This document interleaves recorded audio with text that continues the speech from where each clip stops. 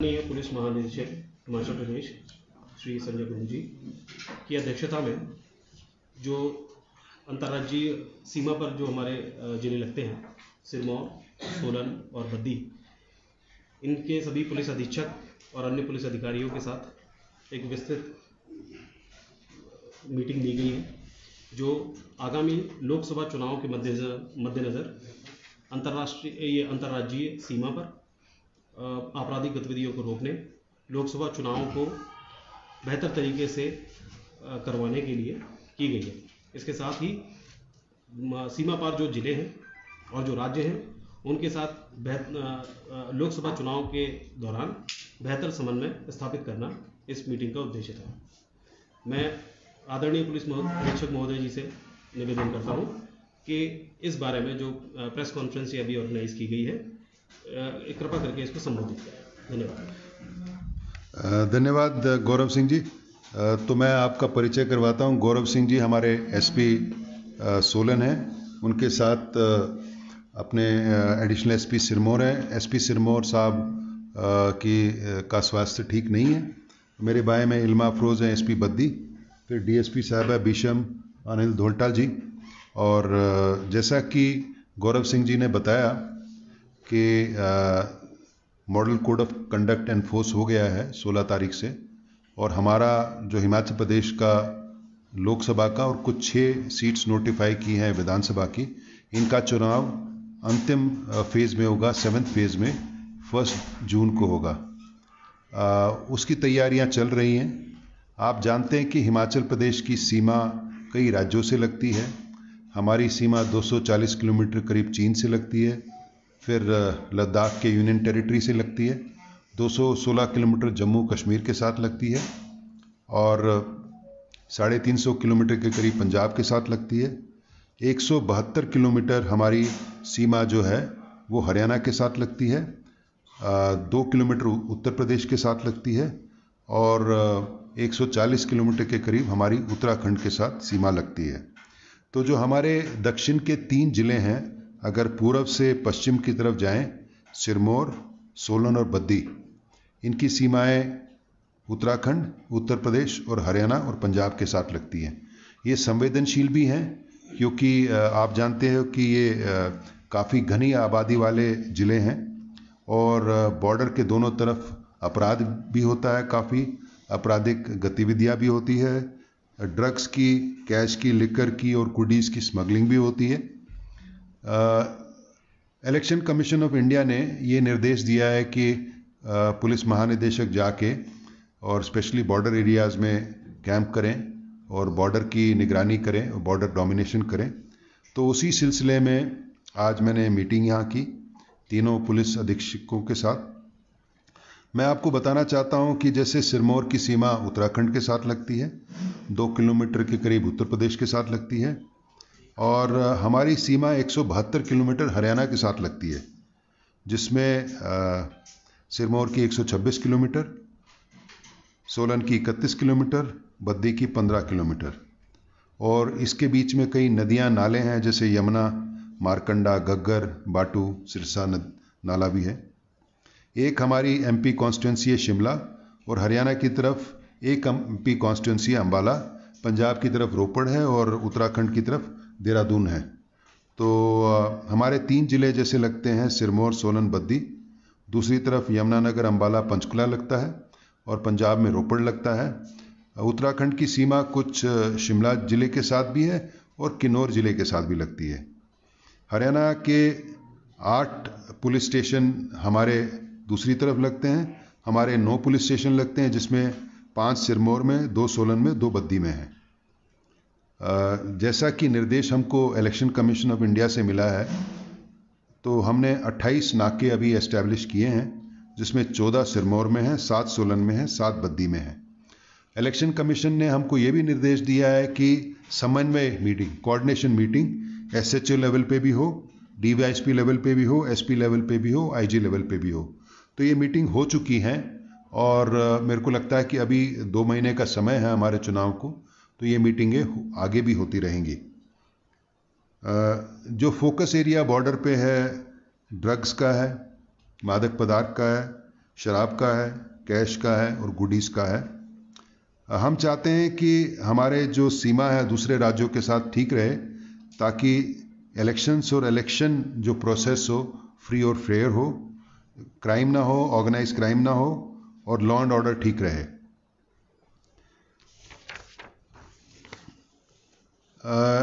एक बहुत बड़ा एक विषय रहता है चुनाव के टाइम में शराब का। हमारे 22 बॉटलिंग प्लांट इन 3 जिलों में हैं, जिसमें सिरमौर में 9, सोलन में 5 और बद्दी में 8। तो इसमें गार्ड लग गई है, होम गार्ड की सीसीटीवी कवरेज हो गया है।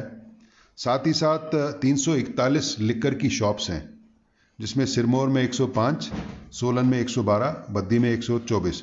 लेकिन ये जो शराब के बॉटलिंग प्लांट्स और शराब की दुकानें हैं, ये बॉर्डर के नज़दीक ज़्यादा हैं, तो इसलिए थोड़ी सी संवेदनशीलता ज़्यादा बढ़ जाती है। इलेक्शन कमीशन ये भी बोला है, जितने पीओज हैं, उद्घोषित अपराधी हैं, इनकी धरपकड़ तेज होनी चाहिए। आर्म्स की डिपॉजिशन, जो लोगों के पास आर्म्स एम्युनेशन है, वो डिपॉजिट होकर मालखाना में आ जाएं, उसकी भी जो प्रगति ठीक चल रही है। साथ के साथ जो नॉन बेलेबल वारंट्स हैं, जो हमारे अपराधी कहीं और घूम रहे हैं, उनको अरेस्ट किया जाए, वो भी काफ़ी ठीक चल रहा है। एक कम्युनिकेशंस प्लान होता है इलेक्शन के टाइम में, तो कुछ एरियाज़ ठीक होते हैं, कुछ शैडो एरियाज़ होते हैं, तो कम्युनिकेशन प्लान भी हमारा बन गया है। साथ के साथ जो बाहर की फोर्स आएगी, सेंट्रल आर्म्ड पैरामिलिट्री फोर्स, उसकी भी व्यवस्था कर ली गई है, कहाँ ठहरेंगे, कहाँ काम करेंगे। और हमने पूरा जायजा लिया, कितने टोटल पोलिंग बूथ्स हैं, कितने क्रिटिकल बूथ्स हैं, क्रिटिकल बूथ्स में क्या फोर्स लगेगी। हर कॉन्स्टिट्यूंसी में 3 FST और SST जो इलेक्शन कमीशन ऑफ इंडिया के डायरेक्शंस के अनुसार है, वो लग गई हैं, वो अपना काम कर रही है। और हम जॉइंट नाकाज पंजाब के साथ, हरियाणा के साथ, उत्तराखंड के साथ लगा रहे हैं। और पिछले कल उत्तर प्रदेश के साथ हमारी कोऑर्डिनेशन मीटिंग हुई थी, जिसको चेयर किया था चीफ सेक्रेटरी उत्तर प्रदेश ने। आज हमारी मीटिंग के बाद हमारी कोऑर्डिनेशन मीटिंग हरियाणा के साथ हुई, जिसको चेयर किया था हरियाणा के चीफ सेक्रेटरी साहब ने। तो ये इलेक्शन कमीशन का निर्देश है कि हर चीफ सेक्रेटरी अपने बॉर्डरिंग स्टेट्स के साथ कोऑर्डिनेशन मीटिंग करें, ताकि समन्वय के जो एजेंडा पॉइंट्स है उसको एड्रेस कर सकें। कुल मिला के अब तक की जो तैयारियां हमने देखी है वो ठीक हैं, और 2-3 टेक अवेज हैं या एक्शन पॉइंट्स हमने जो डिसाइड किए हैं कि तीनों जिलों में जो एडिशनल एसपी है वो नोडल ऑफिसर रहेंगे कंप्लेंट्स के। तो उनके जो मोबाइल नंबर है हम पब्लिक के साथ साझा करेंगे, ताकि पब्लिक वालों को जिनको भी कोई कंप्लेंट है वो उस पर कंप्लेंट कर सकें। तो इसको कंप्लेंट्स को हम रिकॉर्ड करेंगे, सीरियल नंबर देंगे। जैसे आज शाम के बाद जो भी फर्स्ट कंप्लेंट आएगी, कंप्लेंट नंबर 1, उसका पूरा एग्जामिन करेंगे, उसमें जो समाधान करना हो करेंगे। और जो कंप्लेंट करने वाला है उसकी हम आइडेंटिटी एनोनिमस रखेंगे। दूसरा है कि जैसे मैं हमने बताया कि हरियाणा के साथ 172 किलोमीटर का बॉर्डर है, पंजाब के साथ 50 किलोमीटर का बॉर्डर है इस रेंज का। तो इसमें हमारे SHOs को हमने निर्देश दिया फुट पेट्रोलिंग करें, और फुट पेट्रोलिंग से पता लगता है कि कहाँ सड़क है, कहाँ नदी है, कहाँ नाले हैं, कहाँ कलवर्ट है। हमने अपने जो ज़मीनी सीमा है उस पर तो काफ़ी नाके लगा लिए, काफ़ी पॉइंट्स लगा लिए, लेकिन जो रिवराइन जो है एरियाज़ हैं जहाँ से नदी नाले जाते हैं, वो एक इशू है, उसको हम धीरे धीरे गैप्स को हम प्लग करेंगे। लास्टली एक इशू है जो इलीगल माइनिंग का है, क्योंकि जितने भी खाने हैं ये बॉर्डर के दोनों तरफ हैं, तो उस पर भी हम एक्शन लेंगे, ताकि इलीगल माइनिंग इस दौरान कंट्रोल हो। कुल मिला के मुझे बड़ा संतोष है कि पूरे तीनों जिलों ने इलेक्शन रिलेटेड काम अच्छा किया है। इनके ड्रग्स के सीज़र, इनके लिकर के सीज़र, इनके कैश के सीज़र ठीक हो रहे हैं। जैसे जैसे इलेक्शन नज़दीक आएगी हमारे काम में गति बढ़ती रहेगी। इनको कुछ पैरामिलिट्री फोर्स भी अवेलेबल कराई गई है। पैरामिलिट्री फोर्सेस के साथ इन्होंने फ्लैग मार्च भी किए हैं, कॉन्फिडेंस बिल्डिंग मेजर्स भी किए हैं और नाके भी लगाए हैं। और हम चाहते हैं कि हमारे जितने भी नाके हैं 100% CCTV कवरेज हो उसकी। आज के दिन में नहीं है, वो भी हमने सरकार के साथ ये मामला उठाया है और जैसे जैसे फंड्स अवेलेबल होंगे सब पे सीसीटीवी कवरेज हम करेंगे। एक निर्णय हमारी जो दूसरे राज्यों के साथ मीटिंग में आया कि रिसोर्स पूलिंग, क्योंकि उत्तराखंड का जो इलेक्शन है फर्स्ट फेज़ में हमारा लास्ट फेज़ में है, हरियाणा का 6 फेज़ में हमारा लास्ट फेज़ में है। तो जैसे जैसे रिसोर्सेज अवेलेबल होंगे, संसाधन अवेलेबल होंगे, साधन अवेलेबल होंगे, हम एक दूसरे के साथ शेयर कर सकते हैं, जिसमें कम्युनिकेशन इक्विपमेंट भी है और फोर्स भी है। और हम आशा करते हैं कि हमारी तैयारी पूरी मुकम्मल होगी। साथ के साथ हम क्या कर रहे हैं कि हर ज़िले में कोई वीआईपी, कोई पॉलिटिकल डिग्निटरी दौरे के लिए आता है, उसको भी हम आज के दिन में मैप कर रहे हैं और उसकी जो इन्फॉर्मेशन हम पहले से कर लेते हैं ताकि हम उसकी जितने भी पॉलिटिकल एक्टिविटीज़ उसकी हम प्लानिंग कर सके। सुरक्षा का प्लानिंग है, लॉ एंड ऑर्डर है, ट्रैफिक है। कुल मिला के तो मैं यही कहूँगा कि हमारे जो प्रिपरेशंस हैं, हमारी जो तैयारियां हैं वो मुकम्मल हैं। और मैं अब चाहता हूं कि एसपी सोलन जो डिटेल्स आपके साथ साझा करें, फिर एसपी बद्दी और एडिशनल एसपी सिरमौर ये भी बताएंगे।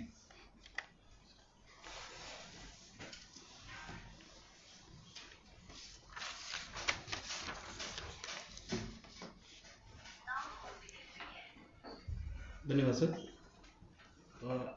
इलेक्शन कमीशन ऑफ इंडिया की जो गाइडलाइंस है और जो डायरेक्शंस हैं उनके मुताबिक जिला पुलिस सोलन काम कर रही है। इसमें प्रिवेंटिव एक्शंस के तौर पर हमारी जो तैयारियां हैं वो जारी है। इसमें आर्म्स डिपोजिशन जो है 20% से ज़्यादा हमने अभी कर लिया है और बाकी हम सभी लोगों से अनुरोध करते हैं कि जल्दी से जल्दी वो जो नियरेस्ट उनके पुलिस स्टेशन हैं या गन हाउसेज हैं वहाँ पर अपने लाइसेंस्ड वेपन्स जो है वो जमा कराएं। अगर उसमें से किसी को एग्जाम्शन रिक्वायरमेंट होती है तो यहाँ डीसी महोदय के चेयरमैनशिप में एक स्क्रीनिंग कमेटी बनी हुई है, वो उनको एक एप्लीकेशन लिख सकते हैं जिस पर विचार करके डिसीजन लिया जाएगा। इसके अतिरिक्त फोर्स का डिप्लॉयमेंट जो है वो हमने तैयार कर लिया है। जो भी पैरामिलिट्री की सेक्शंस हमें अभी तक मिली है उनके माध्यम से हमने नाकाबंदी और कॉन्फिडेंस बिल्डिंग मेजर्स इस्टेब्लिश कर लिए हैं। इसमें हमने सब डिवीज़न दालाघाट और सब डिवीज़न परवाणू को कवर किया है। इसके साथ ही हमारे इंटर स्टेट जो पॉइंट्स हैं वो हरियाणा के 31 किलोमीटर बॉर्डर है हमारा हरियाणा के साथ, और हरियाणा का ज़िला पंचकुला लगता है जिसमें 2 थाने कालका और पिंजौर हैं। और ये हरियाणा की पुलिस के साथ आईजी लेवल, डीसीपी और एसपी लेवल और जो सुपरवाइजरी ऑफिसर्स हैं उनके लेवल की और एसएचओस के लेवल की भी 3 से ज़्यादा जो है वो मीटिंग कर ली गई है। और हरियाणा और पुलिस और सोलन पुलिस ने एक समन्वय ग्रुप, व्हाट्सएप ग्रुप भी इस्टेब्लिश कर लिया है, जिसके माध्यम से हमारे जो कुछ आरोपी हैं एनडीपीएस एक्ट में हैं या एक्साइज एक्ट में हैं या बैड कैरेक्टर्स हैं, उनकी डिटेल्स जो है वो, या प्रोक्लेम्ड ऑफेंडर्स भी हैं, उनकी डिटेल्स हमने हरियाणा पुलिस के साथ शेयर कर ली है। सिमिलरली उन्होंने भी ये सारी डिटेल्स जो है हमारे साथ शेयर की हैं। बॉर्डर पर हमारे 7 पॉइंट्स हैं जिसमें 6 जो है परवाणू थाने के अंतर्गत आते हैं, 1 कसौली थाने के अंतर्गत आता है। और इसमें से 6 ये सभी 7 पॉइंट्स पर हमने फोर्स मॉडल कोड डिक्लेयर होने के बाद से ही डिप्लॉय कर दी है और यहाँ पर लगातार जो नाकाबंदी जारी है, इसमें बीच बीच में पेट्रोलिंग भी की जा रही है। इसमें कुछ एक्साइज और एनडीपीएस के केसेस भी डिटेक्ट हुए हैं और एक केस गैम्बलिंग का भी डिटेक्ट हुआ है। इसके अलावा जो कमीशन की गाइडलाइंस के मुताबिक पीओज की धरपकड़ की जा रही है। अभी तक 2 पीओज जो है पकड़े जा चुके हैं। एनबीडब्ल्यूज का एग्जीक्यूशन अच्छे तरीके से किया जा रहा है। मॉडल कोड लगने के बाद से 17 गैर जमानती वारंट जो एनबीडब्ल्यूज होते हैं उनको हमने एग्जीक्यूट कर लिया है। और इसके अलावा जो इलेक्टोरल ऑफेंसेस से रिलेटेड डेटा है वो भी हमने शेयर कर लिया है। पिछले 2 इलेक्शंस में जो है किसी भी प्रकार का इलेक्टोरल ऑफेंस जो है ज़िले में नहीं हुआ था। बाकी सभी डिटेल्स ऑलरेडी शेयर कर दी गई हैं। मैं निवेदन करूंगा कि पुलिस एडिशनल एसपी सिरमौर कि वो इस बारे में ब्रीफ करेंगे। Thank you sir. जो हिमाचल प्रदेश का जो सिरमौर जिला है वो सदर्न मोस्ट जिला है। इसके साथ 3 प्रदेशों के जो है बाउंड्री लगती है, उत्तराखंड, उत्तर प्रदेश और हरियाणा। उत्तराखंड के टोटल हमारे जो नाके हैं 19 नाके पॉइंट है इंटर स्टेट के, जिसमें 5 उत्तराखंड के साथ है और 14 हरियाणा के साथ है। इन 19 में से हमारे 10 नाके जो है एक्टिवेट हो चुके हैं, बाकी भी आने वाले टाइम में जल्द ही एक्टिवेट कर दिए जाएंगे। हमारी इंटर स्टेट मीटिंग्स 6 हो गई है, जिसमें 2 जो है एसओ लेवल की है और 9 एसएचओ लेवल की मीटिंग्स हो चुकी है हमारी। और वेपन डेपोजिशन में हमारे अभी तक जो है 37% जो वेपन है वो जमा कर दिए है अभी तक। और आप लोगों से अनुरोध है कि आपके माध्यम से भी लोगों को ये सूचित किया जाए कि भी जल्दी से जल्दी अपने वेपन जमा कर दें, ताकि हम 100% टारगेट जो है पूरा कर दें। बॉर्डर एरिया पे हमारी जो है कंट्री लिकर और इलिसिट लिकर की काफ़ी अच्छी सीजर हो रहा है। 15 लीटर इलिसिट लिकर है और 89 लीटर जो है 9 केसेस के साथ इलिसिट लिकर का है। और चरस, हीरोइन और कैप्सूल्स की रिकवरी भी हो रही है। और हमारे पास 3 सेक्शंस जो है पैरामिलिट्री फोर्सेस के हैं, जिनको बॉर्डर एरिया में के थानों में काला अम, पौंटा साहब और नाहन में डिप्यूट कर दिया है। और बाहरी राज्यों की पुलिस के साथ भी वहाँ पे टाइम टू टाइम जो है फ्लैग मार्च और कॉन्फिडेंस बिल्डिंग का कार्य किया जा रहा है। डिस्टिलरीज हमारे बॉटलिंग प्लांट्स जो है 9 हैं, जिसमें से सभी बॉटलिंग प्लांट्स में जो है हमारी फोर्स होमगार्ड की लग चुकी है और सीसीटीवी कैमरा भी सभी में इंस्टॉल्ड है।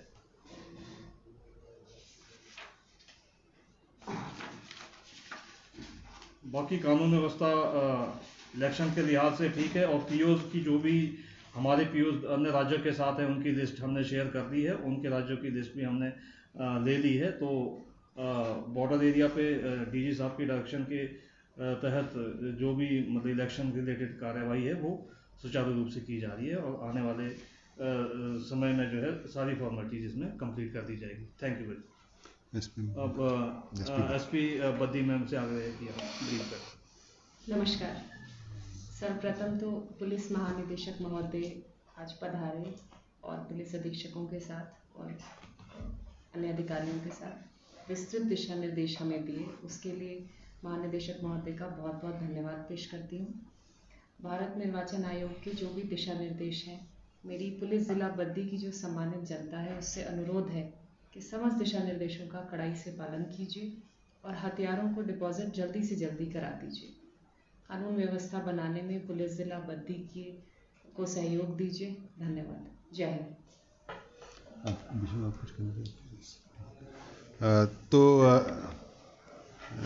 हमने तो जो कहना था मोरलेस कह दिया। आपके अगर कोई प्रश्न हो तो आप पूछ सकते हैं। क्वेश्चन है कि टोटल कितनी फोर्सेस लग रही हैं, कितने पुलिस हैं और कितने पैरामिलिट्री, हम पूरे तीनों राज्यों में कितनी टोटल फोर्स है जिलों में? हाँ जी, आप एक एक करके बताओ।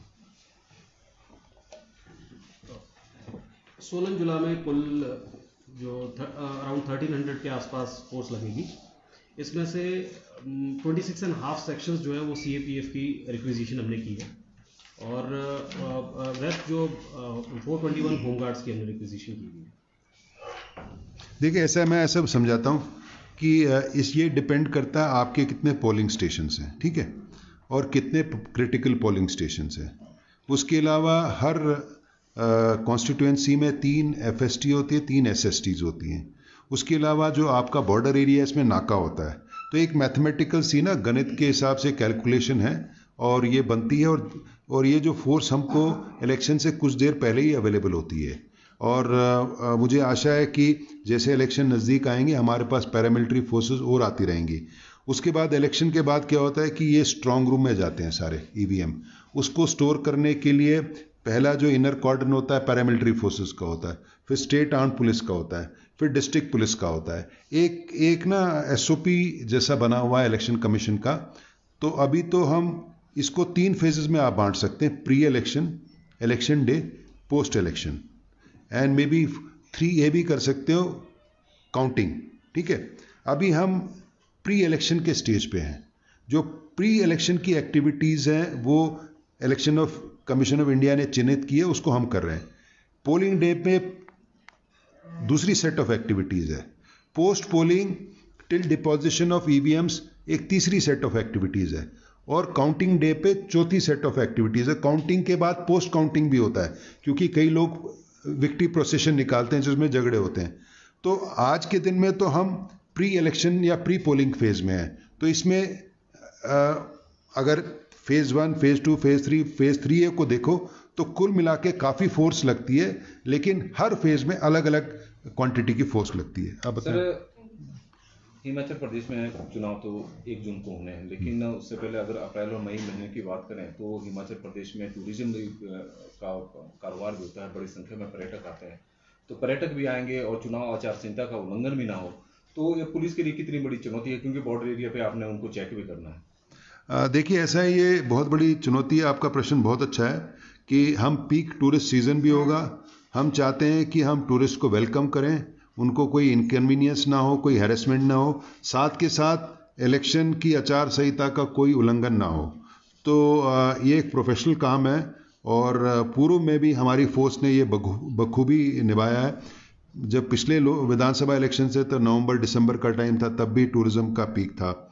और हमारी तो यही है कि हम अपने जवानों से यही कह रहे हैं कि अपना प्रोफेशनल काम करें, किसी को हैरेसमेंट कॉज ना करें। अगर कोई वायलेशन है पोल का तो उसको स्ट्रिक्टली डील करें, बट जो जनरल हैरेसमेंट है टूरिस्ट की, वो नहीं होनी चाहिए। वो मेरे को लगता है कि ये निर्देश नीचे तक पहुंचाएंगे। टूरिस्ट आर वेलकम, बट जो इलेक्टोरल ऑफेंसेस करेंगे we will deal with them very tough. Sir, election time में शराब की तस्करी रोकना सबसे बड़ी चुनौती रहती है पुलिस के लिए, और स्पेशली जो BVN है या फिर परमाणु है, खालाम है, पौंटा साहिब है, यहाँ पे चोर रास्ते काफ़ी अधिक हैं। तो उन चोर रास्तों से कैसे रोकेंगे आप शराब पाने से? क्या पुलिस ने क्या प्लान बनाया है? देखिए, आपकी बात सही है। जैसे हरियाणा का 172 किलोमीटर हमारा बॉर्डर है, उत्तराखंड के साथ है। बॉर्डर का एरिया संवेदनशील होता है और इलेक्शन में इन्फ्लुएंस करने के लिए शराब एक बहुत अहम सा एक मीडियम है। और मैंने जैसे आपको बताया कि हमारी 22 बॉटलिंग प्लांट हैं इन 3 जिलों में और 341 लिकर शॉप्स हैं। यहाँ तो बिकता ही बिकता है, इसके अलावा भी स्मगल होके आता है। तो इसमें हम कार्रवाई कर रहे हैं और हम तीनों SPs को निर्देश दिए हैं कि इससे अगर कोई पकड़ा जाता है तो इसमें बैकवर्ड लिंकेजेस भी, फॉरवर्ड लिंकेजेस भी देखें आप। और आज जो हमारी हरियाणा के चीफ सेक्रेटरी के अंडर एक मीटिंग हुई थी, इसी बात के लिए हुई थी। पिछले कल उत्तर प्रदेश के साथ बात हुई। इलेक्शन कमीशन का भी एक बहुत बड़ा फोकस एरिया है लिकर स्मगलिंग, लिकर कंजम्पशन, और मेरे को लगता है कि इसमें हमने अच्छी रिकवरी की है और भविष्य में भी हम करते रहेंगे, लेकिन ये हमारा फोकस एरिया है। इसीलिए मैंने SPs को बोला कि फुट पेट्रोलिंग करें, ताकि जो चोर रास्ते हैं उसको आइडेंटिफाई करेंगे। नाकों से तो शराब आएगी नहीं, दाएं बाएं से आएगी। बट आपकी बात सही है, बिल्कुल फोकस एरिया है और इसको हम ठीक से एड्रेस करेंगे। सर, एक देखने में आया जैसे चुनाव होते हैं तो अति संवेदनशील बूथ बने हुए हैं, लेकिन सोलन की बात करूंगा कि अति संवेदनशील जो बूथ बनाए गए हैं सर, बड़े पुराने हैं। जबकि अब अगर कोई जैसे BBN की ही ले या कोई ऐसे एरिया है जहां पर अब झगड़े नहीं होते, जिन एरियो पे झगड़े होते हैं वो अति संवेदनशील या संवेदनशील में भी नहीं शामिल है। ये देखिए, ऐसा है कि ये जो normal polling station, critical, vulnerable, ये डेजिग्नेशन तो इलेक्शन कमीशन ऑफ इंडिया करता है। हम उनकी विजडम को क्वेश्चन नहीं कर सकते, लेकिन एक बार डेजिग्नेट हो गया उसमें अप्रोप्रिएट फोर्स लगाने का हमारा काम है और उसको इंश्योर करना कि वहाँ फ्री एंड फेयर इलेक्शन होना है, हमारा काम है। आपकी जानकारी के लिए, हमने पिछले जितने भी इलेक्शंस में इलेक्टोरल ऑफेंसेस में FIRs हुए थे उसको भी हमने रिव्यू किया और मेरे को लगता है उसमें काफ़ी अच्छी प्रगति है। और जैसे BBN में क्रिटिकल पोलिंग स्टेशन ज़्यादा है, सोलन में नहीं, क्योंकि क्रिटिकलिटी यहाँ घनी आबादी का है। तो ये exercise election commission of India के अपने नॉर्म्स, यार्ड स्टिक्स होते हैं, उसके हिसाब से कर रहे हैं। लेकिन जो एक बार हो गए उसको हम ठीक तरह से सिक्योर करते हैं। आपकी जानकारी के लिए ये भी बता दूं कि ना केवल हमारी responsibility with in the state है, परंतु हमारी जो हिमाचल की IRB है वो भी हम डिप्यूट कर रहे हैं उत्तराखंड और राजस्थान के इलेक्शन के लिए। हमारी 12 कंपनीज जा रही हैं और पहले भी हमारी, जैसे पंजाब के विधानसभा इलेक्शन हुए थे, 10 कंपनीज गई थी। तो हमारी रिस्पॉन्सिबिलिटी ना केवल हमारी राज्य की है, लेकिन हमारी जो फोर्स है अन्य राज्यों में शांतिपूर्वक चुनाव हो उसके लिए भी जा रही है। हाल ही में राजस्थान, मध्य प्रदेश में चुनाव हुआ, वहाँ भी हमारी फोर्स गई थी, उन्होंने बहुत अच्छा काम किया था। तो अब काफ़ी एक्सपर्टाइज हमारी फोर्स को आ गया है और ये जो जैसे आपने ये बताया क्रिटिकल पोलिंग बूथ्स हैं, लिकर स्मगलिंग है, ड्रग स्मगलिंग है, इसमें काफ़ी हमको हैंडल मिल गया है। सर, आपने अभी कहा कि जो लिकर है वो बहुत अहम रोल प्ले करता है इलेक्शंस टाइम में, तो आखिरकार ये जो लिकर है पूरी तरह से सीज क्यों नहीं करता? नहीं, हम तो कर ही रहे हैं क्योंकि इसके भी नॉर्म्स बने हुए हैं। जैसे इलेक्शन डे में ड्राई डे डिक्लेयर होता है, पड़ोसी राज्यों में भी अगर इलेक्शन है तो हमारे बॉर्डर एरिया में ड्राई डे डिक्लेयर होता है। इसके काफ़ी रोबस्ट ना मजबूत एक दिशा निर्देश हैं जिसको हम पालन कर रहे हैं। हमारी मंशा ये है कि ज़ीरो लिकर स्मगलिंग हो, ज़ीरो लिकर स्मगलिंग, और उसी तरफ हम काम कर रहे हैं। सर, अगर देखा जाए तो चुनाव के दौरान पुलिस का तो रोल ही है, खुफिया एजेंसियों का भी बड़ा रोल रहता है, तो इस बार खुफिया एजेंसियों को किस तरह से चाक चौबंद किया जा रहा है, क्योंकि पिछले दिनों तो सवाल खड़े हुए थे आपकी खुफिया एजेंसी के ऊपर? ये आपकी बात सही है। हर कॉन्स्टिट्यूएंसी में हमने इंटेलिजेंस को अब स्ट्रेंथन किया है, और हम चाहते हैं कि समय से पहले हमको सूचना मिले ताकि अप्रिय घटना ना हो सके। लेकिन चुनाव कराना एक बहुत चुनौती वाला एक एक्टिविटी है। जैसे मैंने बताया कि हिमाचल तो लार्जली एक शांतिप्रिय राज्य है, लेकिन हमारी सीमाएं बहुत ज़्यादा और बहुत लंबी रहती है, और क्योंकि डिफरेंट फेजेस में रहता है कि एक राज्य से दूसरे राज्य में इन्फ्लुएंस होने का चांस है। जैसे हरियाणा की है अलग डेट है, पंजाब और चंडीगढ़ और हिमाचल तो एक डेट है, लेकिन JND की अलग डेट है। तो हमारे लिए चुनौतियाँ बहुत है। It's a dynamic process. अगर हम ये सोचें कि it is a static process है, ऐसा नहीं है। इलेक्शन का जो planning, management, security, law and order और ट्रैफिक वगैरह सब है, इट्स अ वेरी डायनेमिक। कल क्या हो जाए किसी को नहीं पता, लेकिन अपनी तरफ से हम पूरी इसको जितने भी जो सिस्टम है इलेक्शन का, उस पर इसीलिए मैं दौरे कर रहा हूँ, इनसे भी हम रिव्यू कर रहे हैं, और हम यही सोचते हैं कि रिव्यू मॉनिटरिंग से नतीजे अच्छे आएंगे, मेहनत करने से नतीजे अच्छे आएंगे, इसीलिए हम लोग इस काम में लगे हुए हैं। सर, मेरा क्वेश्चन है आपसे, आज आप सोलन आए हैं तो हमें भी मौका मिल रहा है ड्रग्स के ऊपर पूछने का, क्योंकि गौरव सर तो बहुत अच्छा काम कर रहे हैं बहुत टाइम से। हर रोज कोई ना कोई चिट्टे वाला पकड़ा ही जाता है, लेकिन पूरे स्टेट में आप ड्रग्स को लेके, चिट्टे को लेके कितनी बड़ी कार्रवाई कर रहे हैं? क्योंकि कल भी नगरोटा में पकड़ा गया, आज दोबारा पकड़ा गया, तो पकड़ा ही जाता है। ये कैसे, मतलब आप लोग इस पे शिकंजा कसना चाह रहे हैं? देखिए, अगर सन 2023 की बात करें, उसको कंपेयर करें 2022 से, तो हमारे सीजर करीब 50% ज़्यादा है, FIR 40% के करीब ज़्यादा है, अरेस्ट 40% के करीब ज़्यादा है। ये तो आंकड़े की बात है। हम ED में भी केस दे रहे हैं, फाइनेंस मिनिस्ट्री में भी केस दे रहे हैं, फाइनेंशियल इन्वेस्टिगेशन में भी प्रॉपर्टी सीज हो रही है। साथ के साथ PIT NDPS है, जिसमें प्रिवेंटिव डिटेंशन कर सकते हैं, तो वो भी अब 2 केसेस सरकार ने अप्रूव किए। 2 नूरपुर में जो स्मगलर्स थे वो 1 साल के लिए प्रिवेंटिव डिटेंशन में चले गए। तो एक टूल बॉक्स होता है, आप गाड़ी चलाते हैं ना, गाड़ी में टूल बॉक्स होता है, एक स्पैनर होता है, एक हैमर होता है। जो टूल बॉक्स में जितने भी टूल्स हैं उसको हम इस्तेमाल कर रहे हैं इस प्रॉब्लम को एड्रेस करने के लिए। लेकिन क्राइम कभी ख़त्म नहीं होता। मे बी एक फॉर्म शुरू होता है, दूसरा फॉर्म स्टार्ट हो जाता है। अब जैसे फॉर इंस्टेंस साइबर क्राइम बहुत बढ़ गया, पहले साइबर क्राइम नहीं होता था, उसमें भी हमने पहल की। और हमने मैं आपको ये बताना चाहता हूँ, जब जैसे साइबर क्राइम हो जाता है 1930 पे लोग फ़ोन करते हैं, हमारा जो साइबर क्राइम पुलिस स्टेशन 3 है एक्टिवेट हो जाते हैं, तुरंत बैंक या जो भी है वहाँ पैसा फ्रीज कर देते हैं।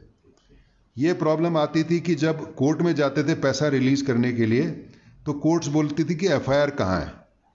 हमने माननीय हाई कोर्ट के साथ इसको उठाया। कुछ ही दिन पहले इसका एक हाई कोर्ट ने डायरेक्शन दिया है सारे कोर्ट्स को कि अगर 1930 पे रजिस्टर हो केस और साइबर क्राइम पुलिस स्टेशन की अगर रिपोर्ट हो, तो कोर्ट्स बैंक्स को डायरेक्ट करेंगे पैसा वापस करने के लिए। गवर्नमेंट या पुलिस इसीलिए है कि हम जितनी प्रॉब्लम्स होती है उसको एड्रेस करें। ऐसा नहीं है कि ख़त्म हो जाएगी, ख़त्म कभी नहीं होती, एक स्वरूप से दूसरे स्वरूप में चली जाती है, तीसरे स्वरूप में चली जाती है। जैसे क्रिप्टो करेंसी है। प्राइवेट ड्रोन्स कितनों के पास है? ड्रोन्स के लिए जो नोडल डिपार्टमेंट है IT डिपार्टमेंट है, तो उनके पास है। तो वो ड्रोन की रजिस्ट्रेशन, जैसे मोटर व्हीकल्स है ना, उसका नोडल डिपार्टमेंट ट्रांसपोर्ट डिपार्टमेंट है, जहां आपको रजिस्टर करना है, आपको नंबर मिलता है, वो आईटी डिपार्टमेंट का है, उनके पास रहता है। सर क्या जो ये जितने भी रास्ते हैं इंटर स्टेट, इन पे सीसीटीवी कैमरे भी लगाए जाएंगे या जो चुनाव होंगे उस पर भी नजर रखी जाएगी? ड्रोन से भी नजर रखी जाएगी?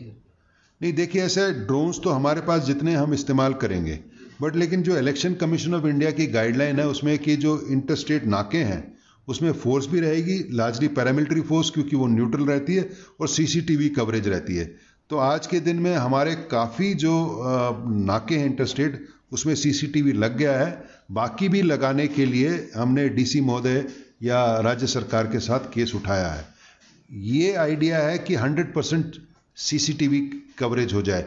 ड्रोन्स की ना एक लिमिट होती है, 1 घंटा फ्लाई कर सकता है, 2 घंटा फ्लाई कर सकता है, लेकिन 24/7 नहीं रह सकता। 24/7 तो खाली सीसीटीवी कैमरा रह सकता है, तो वो हम कर रहे हैं। वैसे ही हमारे सीसीटीवी कैमरा या intelligent management, traffic management system जो है पूरे राज्य में लगे हुए हैं, लेकिन इलेक्शन के दौरान फोकस है इंटर स्टेट बॉर्डर।